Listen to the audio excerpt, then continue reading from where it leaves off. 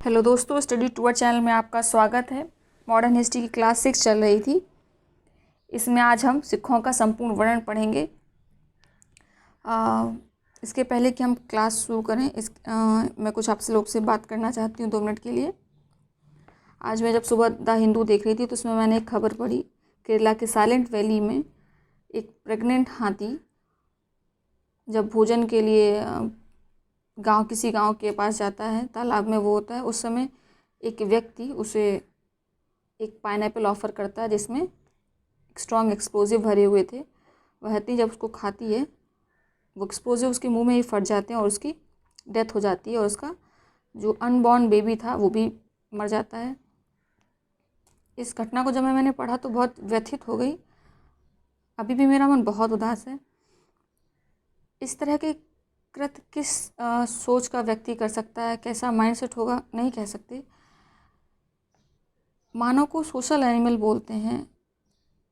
किस तरह के समाज में वो व्यक्ति रहता हो गया, किस तरह के समाज का निर्माण किया गया है कि दया नाम की चीज़ नहीं रह गई है। मानवता का स्तर कितना गिर गया है कि हमें किसी की तड़प में, चीख में एंटरटेनमेंट नज़र आता है, मनोरंजन का साधन नज़र आता है।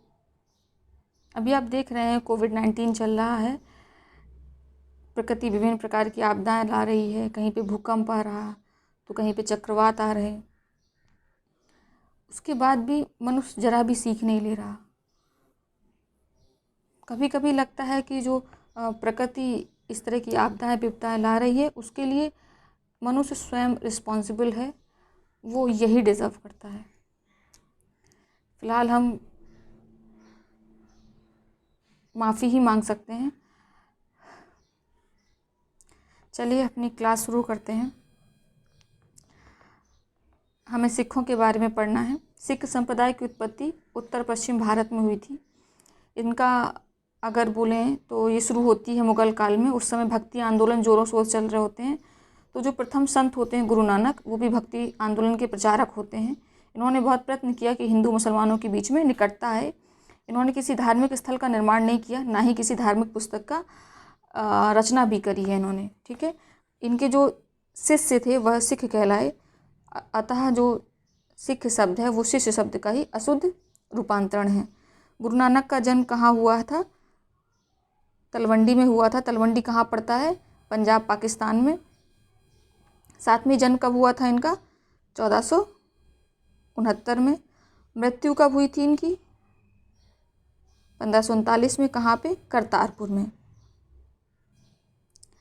नानक ने पंजाब के जो गवर्नर थे दौलत खान लोधी, उनके यहाँ पे नौकरी करी, किंतु नौकरी में इनका बहुत समय तक मन नहीं लगा। ये वहाँ को नौकरी को छोड़कर देशाटन के लिए निकल गए और लगभग 30 वर्ष तक पूरे देश का 5 बार चक्कर लगाया। इस घटना को उदासी कहा जाता है। इनको काली नदी के किनारे, कालीबेन नदी के किनारे ज्ञान की प्राप्ति हुई। ये कबीरदास और चैतन्य महाप्रभु के समकालीन थे। ओके। इन्होंने बाबर के ऊपर बाबर वाणी लिखी है। इसको याद रखिएगा, ये पूछा गया है। उन्होंने अपना उत्तराधिकारी अपने शिष्य लहना को बनाया। ठीक है। लहना को बाद में अंगद नाम से कहा गया। नानक का जो सिद्धांत था वो कर्म के सिद्धांत तथा पुनर्जन्म पर विश्वास करते थे। तो चलिए देखते हैं गुरु अंगद के बारे में। यहाँ से अगर आप देखेंगे तो गुरु नानक ने लहना को अपना अगला अपना क्या सिख समाज का गुरु बनाया। तो अंगद का मतलब ये होता है नानक के शरीर से उत्पन्न एक भाग। यहाँ से गुरु आत्मा का एक कंसेप्ट निकल आता है कि जो गुरु की आत्मा है उनकी मृत्यु के बाद उनके शिष्य में प्रवेश कर जाती है। तो यहाँ से गुरु शिष्य परंपरा शुरू होती है। इन्होंने लंगर जो व्यवस्था थी, जो अभी अस्थायी तौर पर गुरु नानक चलाते थे, इन्होंने उसको स्थायी बना दिया तथा अंगद ने गुरुमुखी लिपि को प्रारंभ किया। सिख संस्कृत से विमुख हो गए थे क्योंकि संस्कृत एक क्लिष्ट भाषा है, इससे सब कोई कनेक्ट नहीं कर सकता। तो इन्होंने क्या किया, एक नई लिपि बनाई, गुरुमुखी लिपि। इन्होंने जब 1540 में इन्होंने हुमायूं से पंजाब में भेंट की। 1540 में बिलग्राम का युद्ध हुआ था।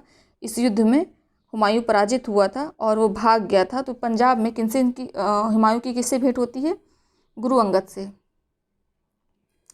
वैसे गुरु अंगद ने किसी भी राजनीतिक शासकों में या उसमें कोई हस्तक्षेप नहीं किया। बाद में आते हैं गुरु अमरदास, अगले गुरु। ठीक है, ये अमरदास गुरु अंगद के उत्तराधिकारी हुए। उत्तराधिकारी का मतलब ये कतई नहीं कि इनके पुत्र थे, कोई शिष्य होगा उसको इन्होंने अगला गुरु बना दिया था। तो गुरु अमरदास हैं, ये अकबर के समकालीन थे। इन्होंने अपनी गद्दी गोविंदवाल में स्थापित की थी। यहाँ पर उन्होंने अपना सर्वाधिक समय व्यतीत किया था। यहीं पर उन्होंने एक बावड़ी का निर्माण कराया था।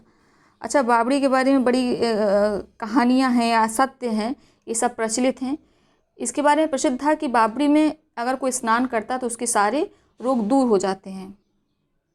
जो भी व्यक्ति बावड़ी में आता था, बावड़ी में नहाता था, उसके सभी रोग अपने आप ठीक हो जाते थे। जो भी गुरु अमरदास से मिलने आता था उसके लिए पहले एक शर्त थी कि मिलने के बाद वह इस बावड़ी में ज़रूर स्नान करेगा। ठीक है, और लंगर में भोजन करेगा। तो लंगर में भोजन करने का एक सीधा साधा सा मतलब था। लंगर में क्या होता है कि सब आसपास बैठते हैं, इसमें कोई नहीं पूछता कि कौन ऊंची जाति का है, कौन निम्न जाति का है, कौन किस कुल का है। तो इन्होंने कहीं ना कहीं जो हिंदियों की जाति व्यवस्था थी जिसमें ऊंच नीच का था, उसको समाप्त करने का प्रयत्न किया। अकबर इनसे जब भेंट करने के लिए गोविंदवाल आते हैं तो इनकी पुत्री होती है गुरु की बीबी भानी, उसको कुछ गांव प्रदान करते हैं। गुरु अमरदास की रचनाएं जो है वो आदि ग्रंथ में संकलित हैं, जिसे आनंद नामक, इसमें एक रचना है आनंद, उसको श्रेष्ठ रचना बताया गया है। अगले गुरु के बारे में पढ़ते हैं। गुरु रामदास, ये कब से कब तक रहते हैं?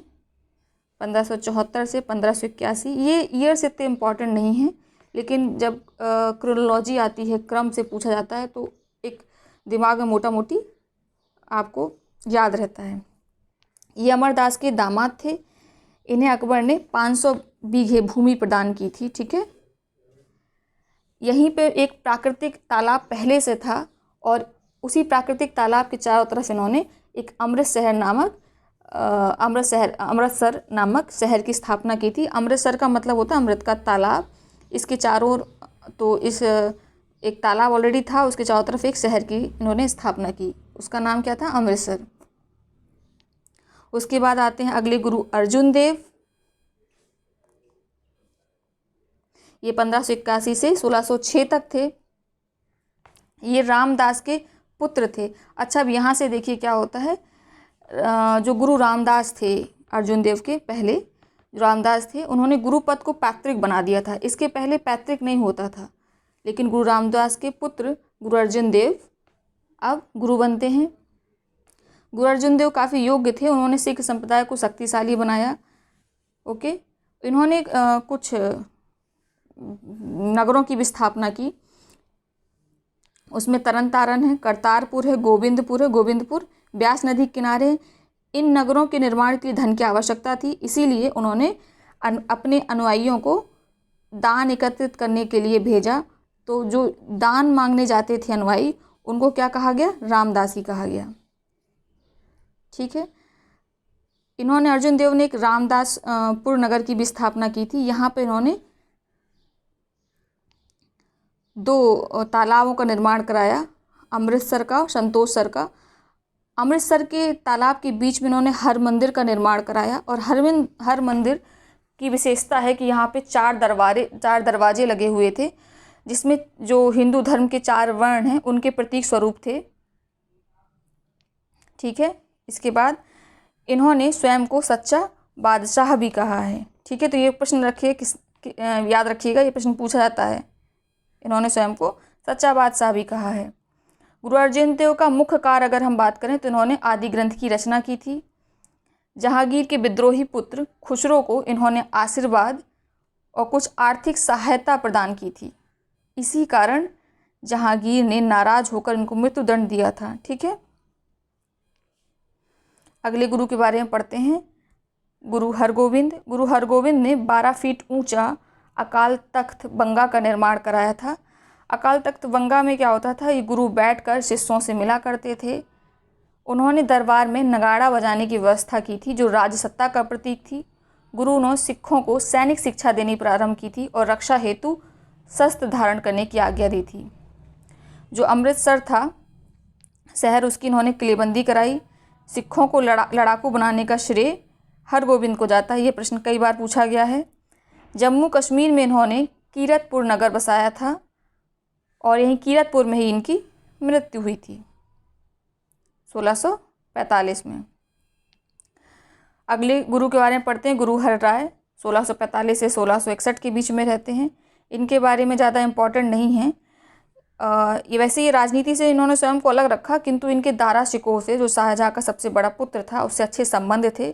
दारा शिकोह ने गुरु हर राय को मुग़ल शहजादियों से वैवाहिक संबंध स्थापित करने के लिए, उनसे विवाह करने के लिए आमंत्रित भी किया था, हालांकि उन्होंने ऐसा आमंत्रण ठुकरा दिया था।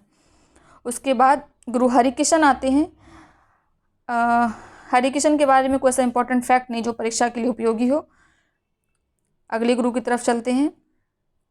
गुरु तेग बहादुर के बारे में, जो 1664 से 1675 तक थे। ठीक है, इन्होंने अपनी गद्दी कहाँ स्थापित की? माखोबाल, अमृतसर में।